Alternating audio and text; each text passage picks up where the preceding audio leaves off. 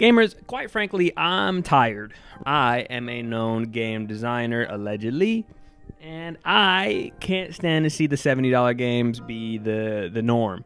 And in recent years, you may have noticed peculiar trends, things like accessibility and all that other cool shit.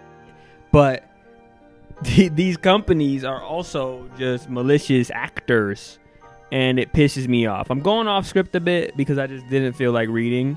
And if this turns out to be a better video, then so be it. I'm gonna use a few points from the script, of course, but I'm rambling. I'm ranting. I like to see games that are for the players, from the hearts of the creators, and actually mean something. That's not what we have in the current market when it comes to AAA. These companies don't give a shit. You know who does give a shit? Hoyoverse, I'll tell you that much. They went 0-2 at the Game Awards and lost to Balatro when we have Balatro and Genshin. But you know, it is what it is. You know what I'm saying? I was gonna do a deep dive on how we had games that were quarters to like a couple dollars. Then it went to like 40 for like the norm, and then it ended up being like 60 for a really long time. But like, that's pretty short summarization. I don't really need to go over it. I have this packet of important stuff to remember. If you want to zoom in on that, editor, me. This was something that I had a class at Michigan State University, Go Green, where we just kind of went over the history of games. There's also a book. Damn, the name is escaping me, but it might be here. Hold on. I'm going to go get it. It's Replay, The History of Video Games by Tristan Donovan. So you don't need a video from me on the history of games. You can just go read this. If you would like to have me go through all 20-something pages of just bullet points, I can. It is up to charge $70 for a game that is just a rehashing of a not even just a story, but like a rehashing of the gameplay and mechanics that you already had. And the selling point is that, it like looks more realistic. Who cares? And I also am like I'm in the field of arts, allegedly, and also like programming. So I see both worlds. I think that it's really cool that we can like do really cool procedural generation and things like that. But at the same time, I don't give a shit. A lot of the games in my all-time favorites I don't like because of the graphical improvements or enhancements that they had.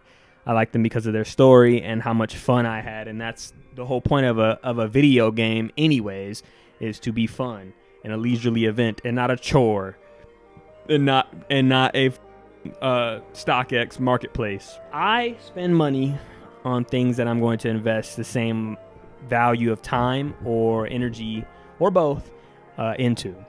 I'm a huge equivalent exchange believer. Shout out to Hagane no Ko or whatever. Hagane no Kokoro. Hajime mashite. Hisashiburi da ne. Believe me when I tell you that I don't have $70 to spend on a game that I will hate. Some people might say, you don't know if you'll hate it unless you play it. Yes, I will. The game I'm not paying $70 for is from a series or a studio that I'm very familiar with.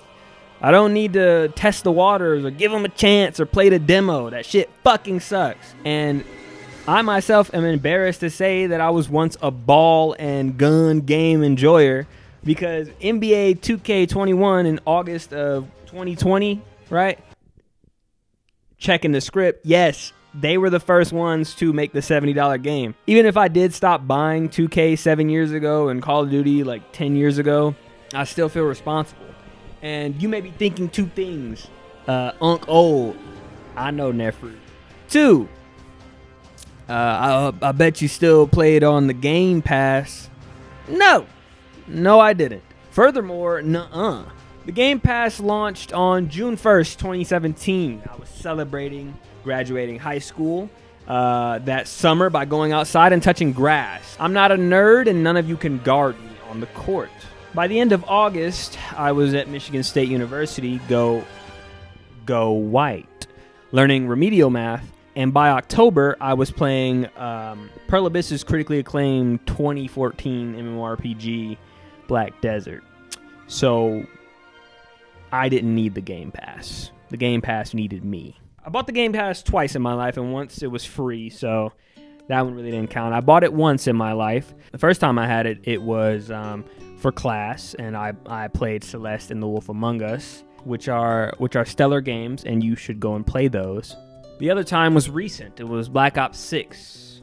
I just felt like gaming with the boys, you know. Everybody, all of my friends love playing them ball games and fucking gun games, and it was really fun. I do have to give them that. It just wasn't Black Desert fun. I'm also not paying $70 over time just to wait for the game to be at its end of life as the next one comes out and then keep paying $70.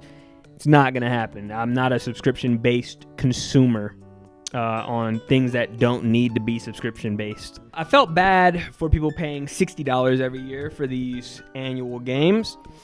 And then they upped it by $10 for the same shit, but live service slop.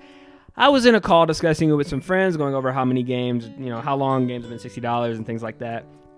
And we kind of priced it out and adjusted it for inflation. And technically the game should cost $90. And so we should be happy. You know, we should be happy that it doesn't cost more. Most AAA game devs to this day are still severely underpaid and the working conditions suck. There's crunch.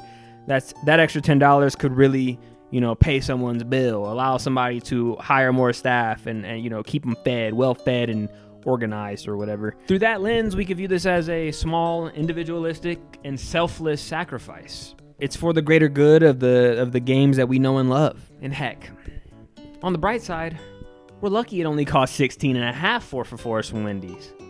It could be much worse. With inflation, we could have had a $90 base game price in 2024. You know what else we could have had?